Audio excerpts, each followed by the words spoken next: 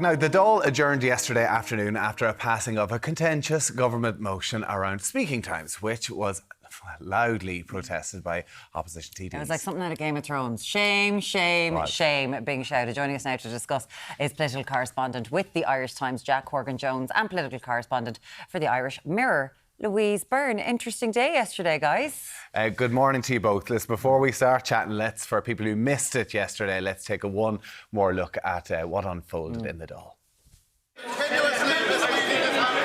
disgrace, an absolute disgrace. You're making a holy show of yourselves for the world to see. Resume your seats. You're farcical. This is absolutely farcical. You can all stand up. The House stands adjourned.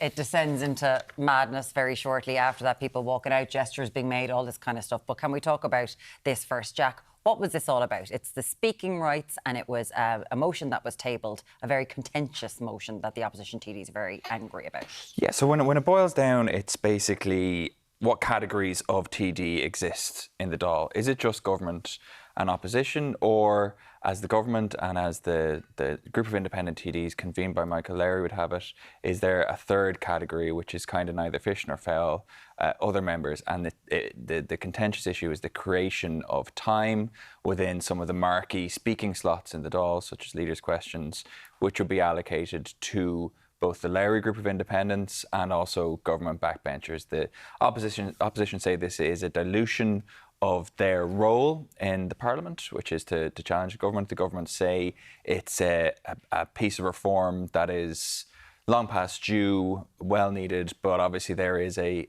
chasm between the two, a very bitter gulf, which was given vivid illustration yesterday, as we saw in the Dáil, scenes of rancour which topped the scenes on January 22nd. So Micheál Martin repeatedly smirked almost in saying this is over 8 minutes of speaking time. It's such a small, minute moment in time in the Dáil, but actually the opposition said it's much more than this. They were calling it an end to democracy. A coup d'etat. Coup d'etat. I mean, is it fair to see both sides here, and does someone have to give a little?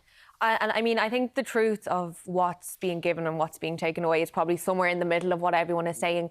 Yes, in an essence, it is 8 extra minutes on a Wednesday and on a Thursday for this other member's question slot. The opposition are saying that that's not all it is.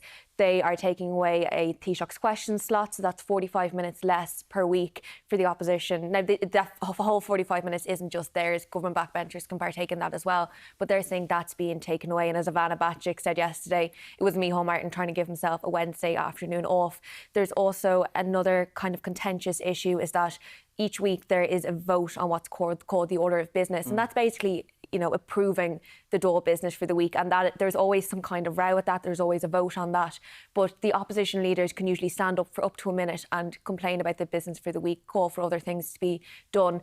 The opposition leaders are now not going to be allowed to do that. It has to be the party whip, which is in some parties it is the leader, in other parties it's a different TD, and that time is also being cut to 30 seconds. So the opposition are saying we're focusing on the 8 minutes that you're speaking about, Taoiseach, but it's not just that. And I think it's worth saying, because I was in the chamber yesterday in the press gallery, as I think Jack was, the TV and the audio didn't actually do the noise in there justice yesterday. You couldn't hear a thing. And I had people texting me, my colleagues in the Irish Mirror, who were watching it, who were live blogging and going, oh my God, I can't believe such and such said that. And you couldn't hear anything that was being said. And it was only, I was driving home last night, I had the audio on in the car. Some people listen to music on their way home. I listened to Dáil Proceedings. But it was only then I actually heard half of what was being said, because it was so loud in there that nobody could hear anything. So it was just a crazy day. OK, well then that brings us to the Ceann Comhairle and what actually happened yesterday, because we're hearing that Verona Murphy has become kind of a flashpoint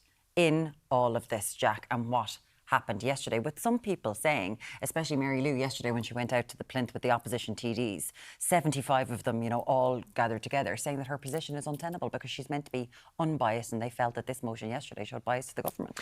Yeah, and one of the things that you wouldn't have been able to hear, I think, on the audio that was broadcast is the degree of barracking that went on around Verona Murphy yesterday, particularly during lulls and proceedings. The opposition were challenging her very strongly, saying you need to outline exactly when the last time you had interaction with the government on this was. I mean, in effect, both explicitly and implicitly calling her impartiality into account, and that's very important for the role of Ceann Comhairle, for the Speaker of the House. Their view is that because of the way she conducted the business of the House yesterday, there's a wider question over her suitability for the role. And that's Does that have something to do with, we were saying that when she got the role, she stood up in the Speaker's chair and she thanked Michael Lowry? I mean, yes and no, because obviously her elevation to the role of Ceann Comhairle was tied up in the early phases of securing independent support for the government. But we've proceeded quite a while from there, and it should be remembered as well that when she issued a previous ruling on this 6 or 8 weeks ago, the opposition were very pleased with that ruling. They praised her at the time. They said it was an important intervention. Now we've gone full circle on this, and they're questioning her bona fides for the job, effectively. So that means that while she would win a vote if such a thing were to come to pass, because she would still enjoy the support of the government majority, the Ceann Comhairle has to have the effective support of the whole House. And if something was to happen which suggested that she didn't have that, if someone to put down a motion no confidence, the convention would be that she would step down. In 2009, John O'Donoghue, the then Ceann Comhairle, he stepped down following a controversy over his expenses, and that was when a motion no confidence wasn't even put down; it was just threatened. Yeah. I mean, because she's the referee. Now, she looked like the referee was being attacked last night, and she said, "You might not respect me, but you have to respect the chair." There was no respect being shown to that chair, I thought, yesterday. But then there's talk that she did push through this motion, and it did get voted on, it did get passed. And then she kind of rushed through proceedings where the opposition are saying, like, that shouldn't have been the case. This is the opposition's argument. They're not fully happy, not necessarily with how she refereed yesterday's debate, but the manner in which these votes were passed. So, like I said, the order of business, which is a vote every single week on that, she said that that was agreed. They're questioning whether that was a vote was actually called, whether it was put to them, whether they agreed. Now, like I said, you couldn't hear a thing in there. And if you read the Dáil transcripts back, she did actually say, I'm moving on to the order of business. They're also unhappy with the actual vote on the speaking row proposal. They say that the opposition amendment wasn't put down. Again, I think the opposition, in some ways, are going to have a look at themselves here, because if they were talking about votes, a lot of them didn't actually know what they were voting on when the vote was called yesterday. That's the opposition people's, they have whips. They are meant to tell them how to vote, what they're voting on. If they couldn't hear Verona Murphy, they need to look at themselves in that. We'd love to hear from you today about this, because I've certainly been talking about this with everyone. What do you make of what happened in the Dáil and what's going to happen going forward? 0896 111 111, because again, as we keep on saying, there's no work being done in the committees. Like, nothing is actually getting done. I'm going to go like this so you can't see. Come here to me. Do you have it? There's a new signal for how you say "come here" to me, as we all know, everybody. I can't use it on television, but Michael Lowry has given us a new sign. Front of every paper. Front of every paper. He's been compared to Father Dick Byrne. It's a screenshot of Michael Lowry. There was a video going around. I'm not too sure who was videoing Michael Lowry. Paul Murphy talking shame, shame, and this is the screenshot that was captured. Michael Lowry is pretty much the centre of all this debate. What is it that he has over this government? Do we know?